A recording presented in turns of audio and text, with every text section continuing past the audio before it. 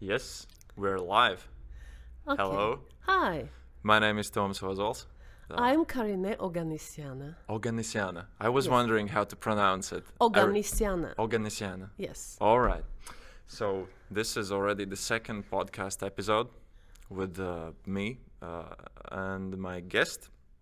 And today we are here to talk about the same project which we spoke about with Anna Steina, your colleague. Yes.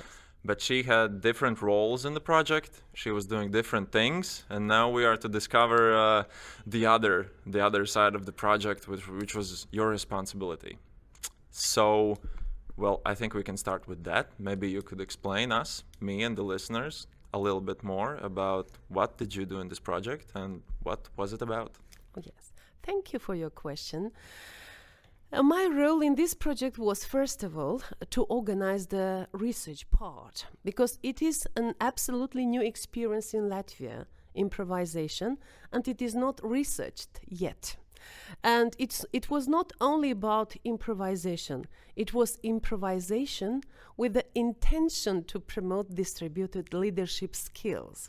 That is why first I had to speak a lot to Anna, to Roland, to understand what could take place there and what kind of distributed leadership skills logically could be created or promoted there. I had to elaborate the research methodology together, collaborating together with my colleagues. And then we had to conduct that research, analyze the data, interpret the results, and try to make sense out of it.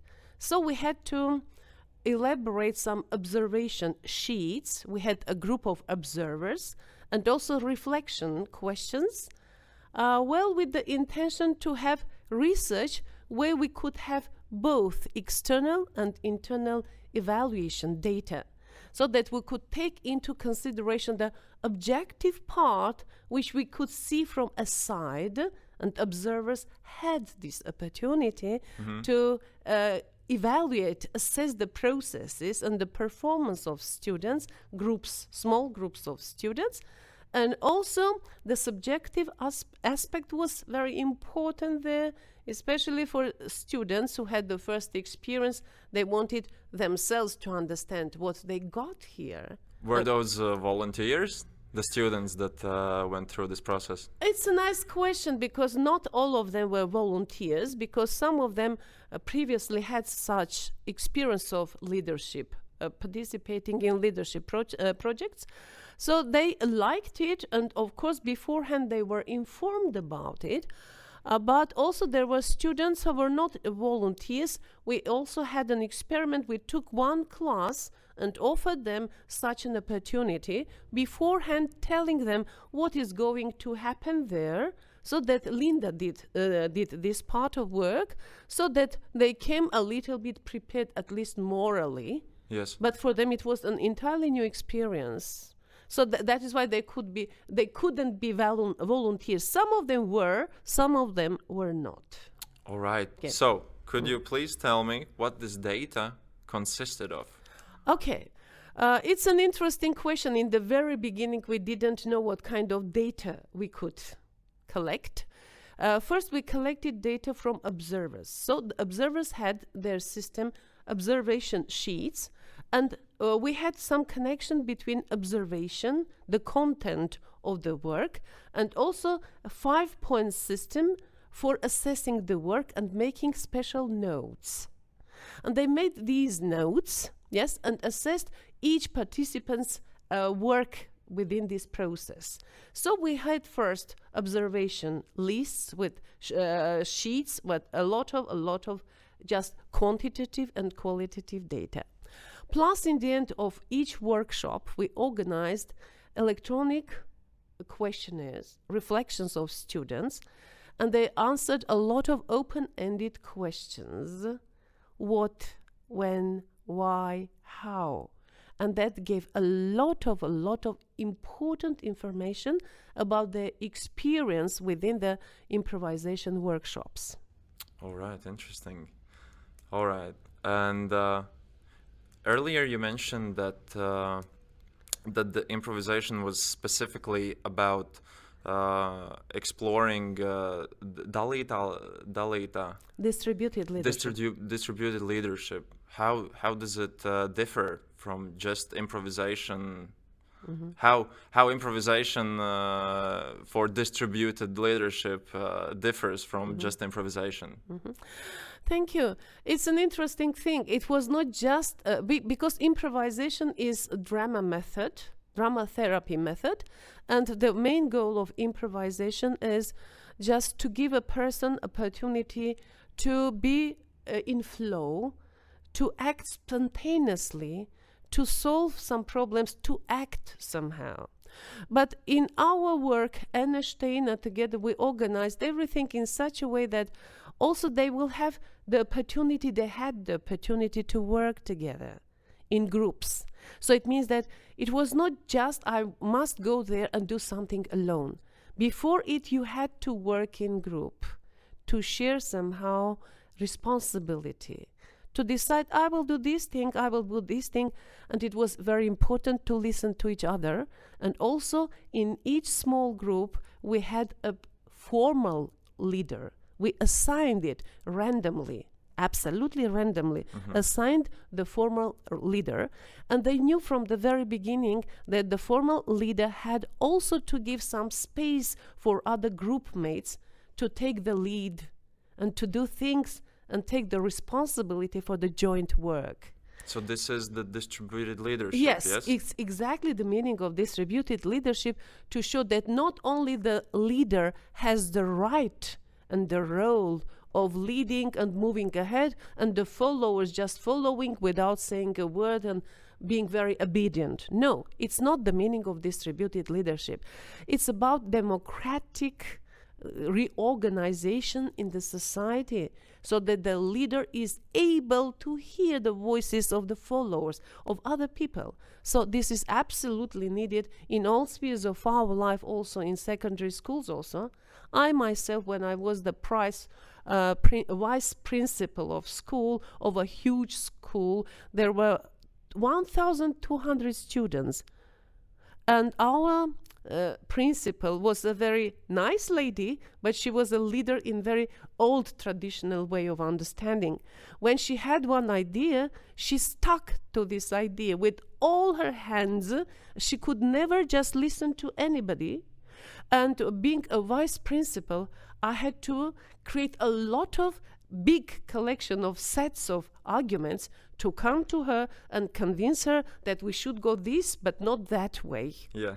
And it took a lot of energy, but yes, finally I could manage to do it, because I could create a lot of arguments and she listened to me, but she didn't even listen to others. So it's not the way of leading today. Yes. Because one person can't know absolutely everything, so and can't be aware about everything.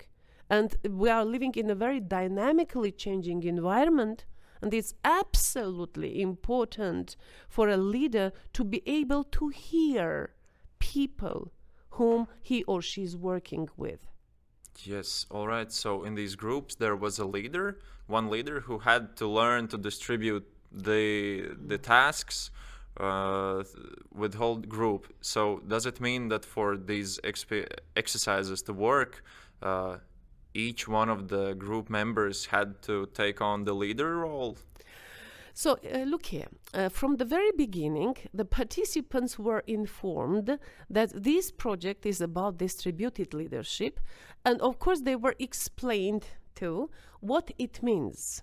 So they understood their roles, because they had to know what was expected from them, and they knew that this formal leader was assigned by the researchers group randomly. Absolutely randomly, without knowing them, we say, okay, so this one will be the formal leader. And imagine that this formal leader could be a person who was a follower all his life. And Yes. suddenly he is a formal leader. Wasn't it challenging? I think it was. And also for others, it was a challenging moment, because some of them were leaders, but in the role of followers, Can you imagine this Yes, thing? yes. But we didn't say that you have to do this thing, you must do this thing. Never, no. We only understood them that you should be very flexible. You should feel the situation, and each of you should come there with his or her expertise, talent, and you have a nice idea you offer, and you should listen to each other. Yes. And the person who is the formal leader should be ready to say, oh yes, well, now you do this part and we will follow you. So it took place in a natural way without any, you see, special instructions from up, without vertical instruction, up-down instructions, no instructions of this type. It took place in a natural, flowing way. All right. Were you there when the workshops were happening? It's interesting because we wanted, of course, we would like to see it in face-to-face format. But unfortunately, because of the COVID-19 pandemic, we organized this thing in the Zoom. And we divided a big group of students, 25, even sometimes more, sometimes less, number of people within Zoom rooms. And each observer was working all the time with the same group of students because we had to observe, assess, and describe the process. Yes. Yes. So I was also an observer. Fortunately, my group was very talented. There were 4 ladies, very talented ladies. I was amazed to see in what way very quickly they could get oriented in the this environment and questions. And I loved all this process. I observed from the beginning till the end to see how things were taking place. I guess that when it is in a face-to-face format, I will ask Anna to invite me one day to see how it takes place in real life situation. But I was also surprised that it is possible even in online mode. It was a discovery for me. All right. But this data, Data. I need to learn this It's data. fine. It's fine. Data. Data. This data, was it meant to be used in online format? These exercises? So data and exercises are 2 different things. Exercises are those things which people do for realizing, performing certain tasks. Yes, but the data is what we collected as observers from aside. The students didn't even see them. All right. So we were just observing the processes, in what way they do this activity, because for each activity we found its correspondence of the activity to 1 or 2 distributed leadership skills. Yes. Because everything was logically interconnected. It's a very important aspect of a research. When you conduct research, with this activity, the person can come till this moment. All Yes, right. and that was in this way we collected data, but the students didn't know anything about it. So, well, what are the main things you found out after these workshops? After this workshop, when in the end of the reflection, we understood that improvisation could be a very interesting tool for promoting distributed leadership skills. And why would one need to do that? Okay. In So- your own words. Okay, I will say in my own words, of course. First of all, they will know how to act spontaneously at once, because leader needs to know how to act. Situation changes every minute, every second, and the leader is there to be flexible and act spontaneously. The leader is to speak in front of audience, in public. When you are standing in public and you are afraid to open your mouth, nothing good is going to happen there. So you should have a lot of self-confidence. You are coming, standing in front of the audience as a leader. You should speak and people should understand, listen to you, hear you, and follow you. Yes, but also with all these things, you should know how to give space to others, and this was meant in our improvisation workshops. And also you should know how to control your voice, how to control your bodily movements, because this was arts-based embodied learning methods, which took place in these enables. Also, how you just control your body, how you have your bodily sensations, how you control them, how to make speech, how to act, how to move, and how to understand other people. For example, Anna gave her example of 4 elements, characteristics of people: fire, land, water, and one more thing, air. Air, yes. Yes, and the correspondence of different way of behavior and also outcome of each type of element. It was very interesting to see.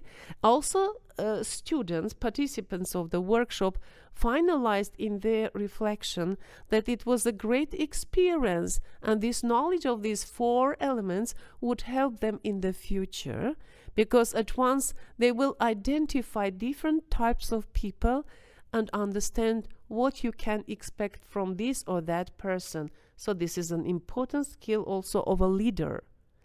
So, I think it was the great importance of those workshops, because not only one workshop was there, was the following: that students got positive experience, which is absolutely very valuable. Why? Because when I analyzed the reflections, some of the students wrote such a thing: all my life I have been afraid of doing such things. Suddenly I did it. It means that I can do it. Imagine this kind of discovery.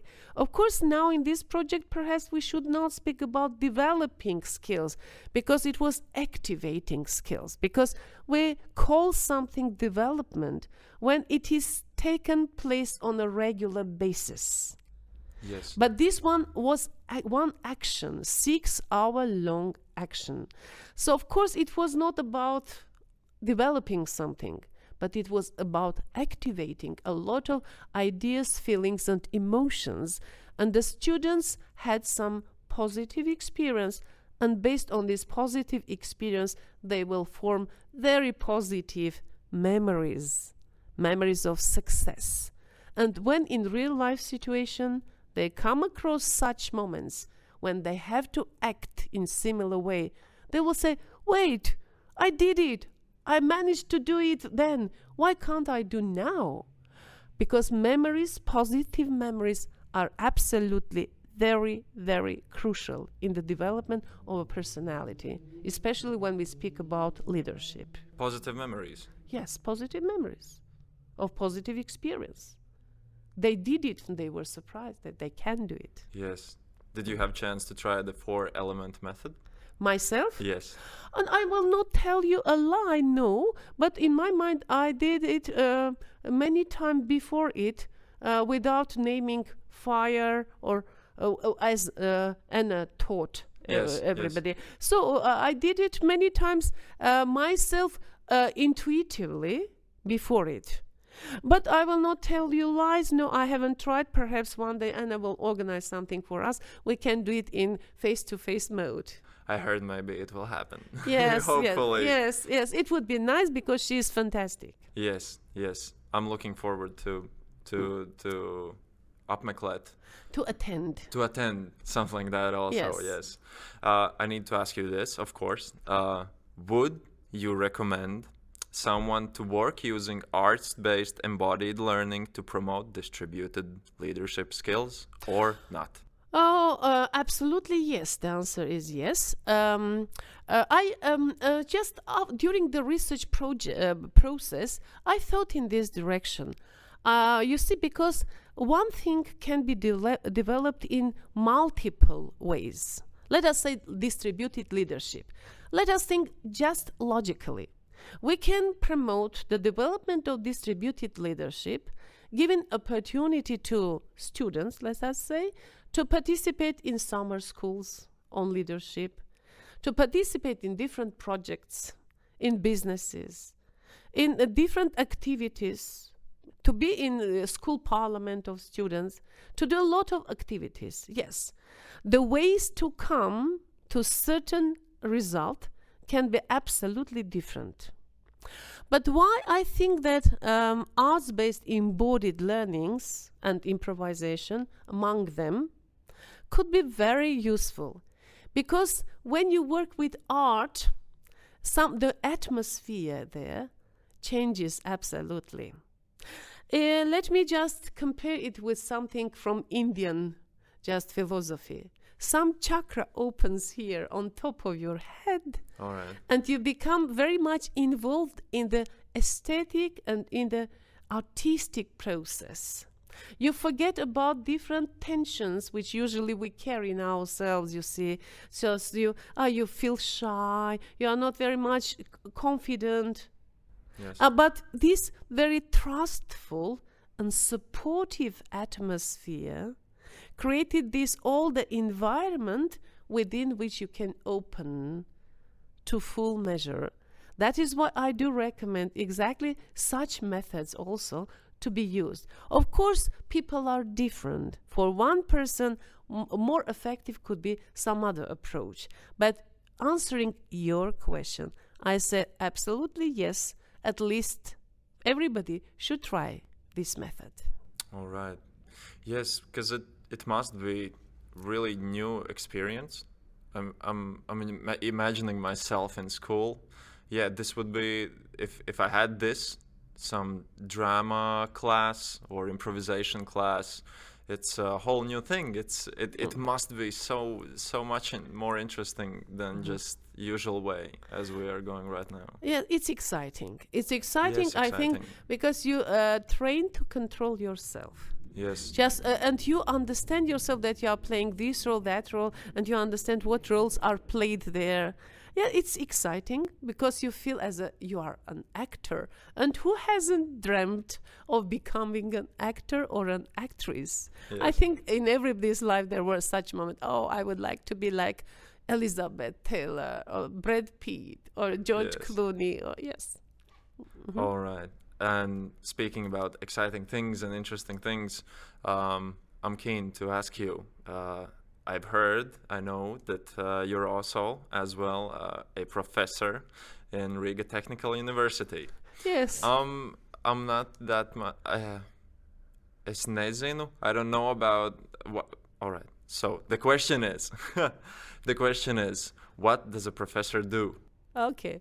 Oh yes. By the way, Because I've been very far from university for now in my life, and Oh, yeah. being professor is something I don't really understand. Oh yes, I can understand you. Could you I can explain, understand you that you can't understand. Yes. It, because even I, before becoming a professor, could not understand till the end what it means. Because it But- sounds very good. Yes, it sounds, and I think it is interesting.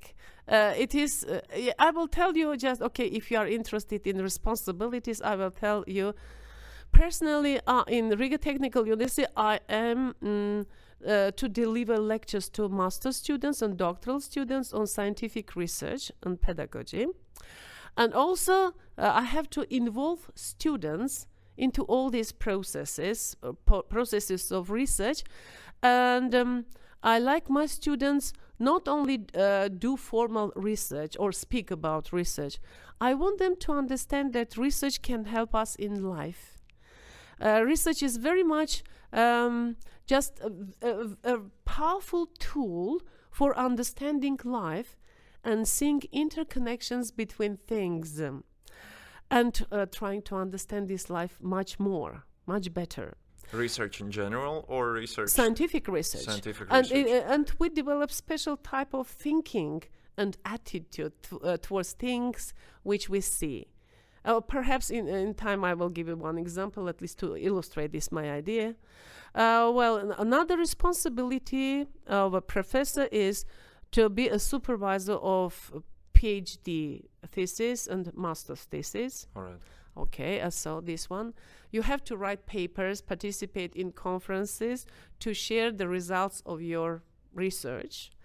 And you have to participate in different associations to see what is going on in the research field, in your field, so that you don't lag behind others, because you have to know what's going on in the entire world. And of course, you have to collaborate with international partners. Not long ago, we had here in these premises of Vitae, we had a project, Force Framework for Organizing Studies Entrepreneurially. We had here professors and pedagogues, teachers from Sweden and Finland. Yes. So all the time we have to collaborate with different partners also. So this is in brief what a Yes. professor has to do. A lot of work, many facets of work. Yes. Yes. All right. That's very interesting. I guess so. But sometimes you are very, really overloaded of work. Do you like it? I really like it. I think it is my way. Yeah. It is- You need to stay active in life. Yes, I don't complain. Yes. But I need it more than 24 hours a day. Yeah. A little bit more, at least 34. 34. Yes. It What could would be- you do in 34 hours? How Then much I would you could- I conduct to could sleep? I could manage to do much more. All right. So, in conclusion, I would like to ask you one question about you. Ah, yes. So, if you could name 3 things about yourself that raksturo, Characterize. that characterize you, what would those be? 3 things. Should I start with my dream? Yes, My please. childhood dream was to become an opera singer. Yes. I liked classical music. When I was a little girl, I listened to different symphonies, Mozart and the other ones. And I, for example, took 2 sticks and started pretending as if I'm playing the violin and singing all the symphony from the beginning till the end. Yes? All right. Yes. But then I understood that I liked opera singing, classical singing. I had good ear for music, and I could listen to singing and sing standing exactly in the same way. I had a very powerful voice, and I used to sing in our balcony in the flat when I was a child, schoolgirl. Then I was living in Yerevan. I'm How Armenian. many flats were there? Only one flat. Oh, No, in On that the house. balcony. No, a lot of flats there. And I stood there as an opera singer yes. and started to sing in a very loud voice as a real opera singer. And I'm looking now back and looking at my neighbors, and I realized that I'm very thankful to them because none of them protested. None of them said a word against it. On the contrary, I could hear from I was living on the 5th floor. I could hear from the 2nd or the 3rd floor, Karinejan, can you sing that Cicernak? Karinejan in Armenian, it means dear Karine. Yes. Can you sing that one from this opera, that one from this? And I used to sing in many different languages. And when I sang that one, and they even applauded. So in this way, it was funny. I just look at all this happening there in my childhood, and I understand that this type of experience could be gained only in collectivist culture, not in individualist culture. I can't imagine such a case in Riga that you can stand in the balcony and sing and somebody would applaud and say, oh, please sing some other thing. I've tried this, but I've tried it yes, with really, it's I've tried it with guitar and amplifier. And I got shut down. really? Yes. No, but me on the contrary. It took 10 seconds. No, not 10 seconds, 10 minutes approximately. Okay, 2 but- guitars, 10 minutes. Okay, but in my case, no. They were very happy about it. And then I understood, at that moment, I understood a very important thing, that I can do things which society can accept. And I felt very happy. After singing out a set of songs, I got a lot of applauses, and then I understood. I felt absolutely happy because I thought that it is what makes me happy. And so this could be perhaps the first thing. You asked about 3 things. Yes. The second thing, okay, I will confess to you All right. my fear of dogs. In my childhood, I was attacked by a dog 3 times. We had one interesting dog which was not controllable. One of our neighbors had such a dog, and a lot of children were afraid by that dog. and she used to attack you from your back and bark very loudly. No, not from behind. From behind, exactly from behind, No. yes. And it jumped on my shoulder because, of course, I was little then. Yes. And I was terrified to such an extent that I just started to be afraid of any dog. And it just troubled me all my life, yes. During all my life, I was very much afraid of dogs. And when I was invited somewhere as a guest, I had to ask them, first of all, sorry, do you have a dog? It was my first question. And if they would have a dog? In this case, I asked them that if it is possible not to have the dog in the place where I had to be, if it was possible. Yes. I knew that it was not very nice. And once, a case was when I was in Czech Republic after the conference. A professor invited me to her place, to her house. And she had a nice, very friendly Labrador. Mm-hmm. And when I came there and it started to just jump around me, and I was just ready to faint. I said, oh my God, what's going to happen here? And when I sat there and I said, Iveta, I'm very much sorry to inform you that I'm awfully afraid of dogs. She said, but he's so friendly. He will not touch you. He will lie here by my legs, by my feet. And she really, it was very obedient, nice dog. But I could not concentrate my thought on anything there. The only thing which I wished at that moment was to jump up and stand on the table and say, Yes. leave me alone. I don't want anything from anybody, just. But, So that evening didn't cure you? no, but they had to just take the Labrador away because Alright. otherwise it could be a lost evening. Yeah. But I think for them it was a bit lost evening but I couldn't control this fear. But what happened? Why I'm telling this thing? 3 years ago, my daughter bought a puppy, Bernese Mountain Dog. I thought that no, what's going to happen? Because she loves them, just animals. And I said, Diana, do you want me not to come to your flat anymore? Okay, if you want, then okay, I agree. But it turned out to be such a lovely creature. Step by step, my daughter taught me how to love the dog. Now I can say that Lara, our dog, Lara, she named it, the doggy, after Lara Fabian. My daughter loves Lara Fabian very much. I know only Lara Croft, the Tomb Okay, Raider. so you should listen also to Lara Fabian. Yes, but Lara, it suits her very much. And step by step, I came used to Lara. And now we're very good friends. And I speak to Lara, by the way, and Lara speaks to me. Only Alright. she speaks to me. I say, Lara, how do you feel today? How are you feeling? And she comes and complains. She speaks to me. The only person whom she speaks to is me. When I do my morning exercises, when sometimes she's at our place, she comes and lies just beside me so closely so that I can't do anything. But it's very funny. And I understand what unconditioned love is. When this 35 kilograms of love jumps on you and hugs you, and I hardly can keep my balance not to fall down, I understand that it is real love. So now you're good friends with any dog? Or with Lara? Really. No, absolutely. I'm not afraid of dogs anymore. So Lara cured you? Yes, Lara and my daughter. Owing Alright. to them, now I accept all dogs and I love them and I even pay attention to dogs. Yeah. And when I went to my friend and she saw all this just changes in me, and she has a wonderful dog, and the dog came and started to lick me, and I hugged and started to stroke her. My friend said, Karine, you have changed. How is it possible? Because before I was very tense, and now I'm absolutely happy about it. So this is the second thing. You asked about 3 things. 3, yes. The third thing could be perhaps about my life motto.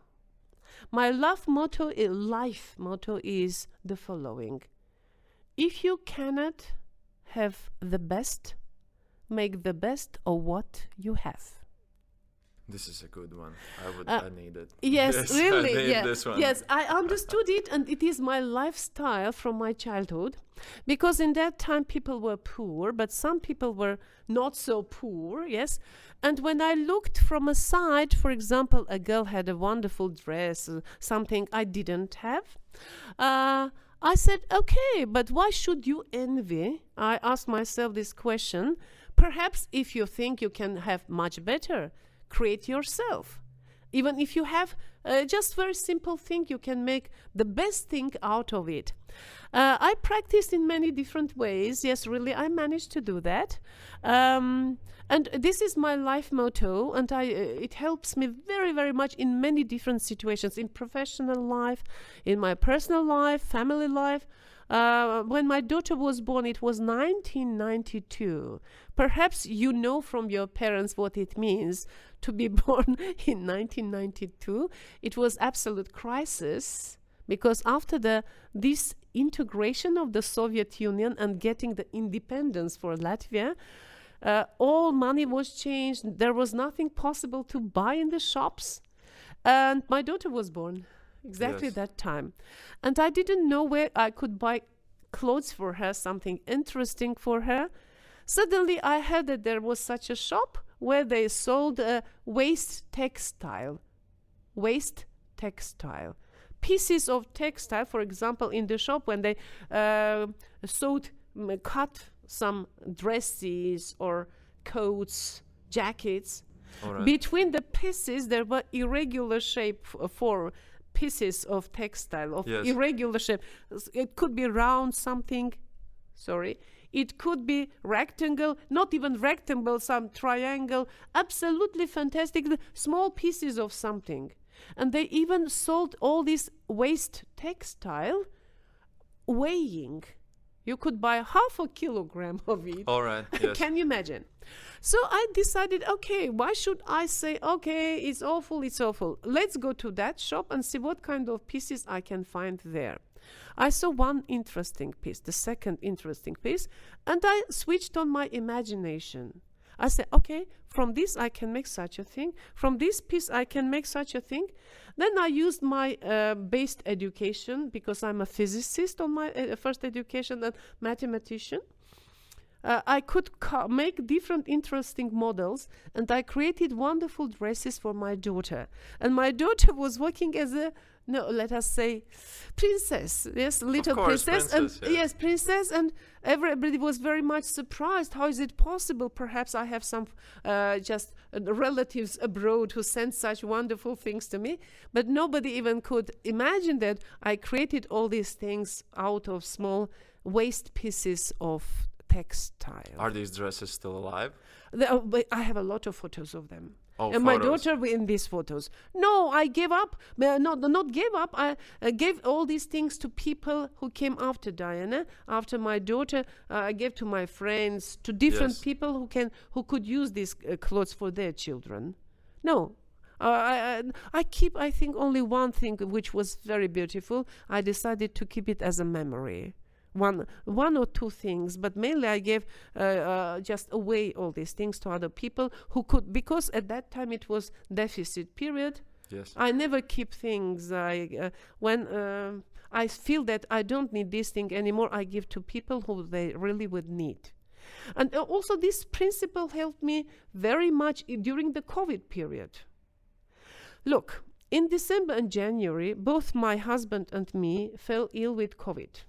All right. I had awful pain on my sides. I could not cough, but I wanted to cough out. I didn't know what to do. Then I thought in this way, okay, so what can you have at this moment? You can be taken to the hospital. Yes, but perhaps some other people will need hospital much more than you need. If you can't cough, switch on your just brains and try to find solution how you can cough out things. Then I understood what my mistake, and perhaps a lot of people's mistake, is.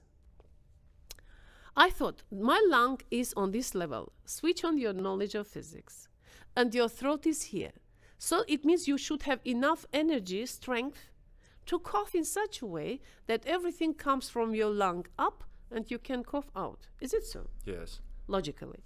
But I was so weak, because all people who were ill with COVID, they understand how weak you are. I couldn't move, and I didn't have such energy to move it up such distance.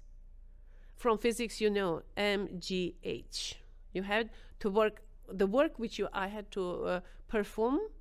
The formula of that work is Yes, yeah, I MGH. understood. You remember Yes. from physics? No, I don't remember. But I Okay. trust you. Okay, you trust me. You can open a handbook and see.